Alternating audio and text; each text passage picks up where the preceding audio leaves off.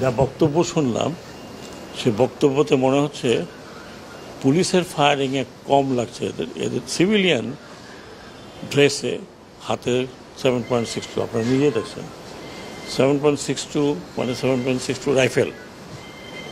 এখন ইনভেস্টিগেশন করার massive investigation দরকার যে এরা কারা, কাদের হাতে এই রাইফেল, যেটা প্রহিবিটেড রাইফেল, কাদের হাতে এটা আসছে, এই এলাকাতে কে কারা দিচ্ছে।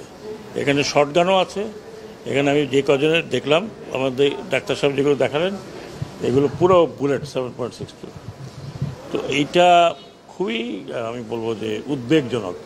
এক তো পুলিশের হাতে আছে, ইউনিফর্ম তার হাতে আছে, কিন্তু সিভিল ড্রেসে কারা আনসার এলাকাতে গিয়ে তারা বাইরেও হয় নাই, তারা কিন্তু আনসার গেটের মধ্যে তাদেরকে এরকমভাবে ফায়ার করছে। আরও নাকি এখানে তো মাত্র 7-8 জন, ওদের আনসার যে হসপিটাল ফ্যাসিলিটি সেখানেও আছে। তো এটা খুবই মারাত্মক। মানে তার মানে হচ্ছে যে আমরা সিভিলিয়ানকে আর্ম করেছি।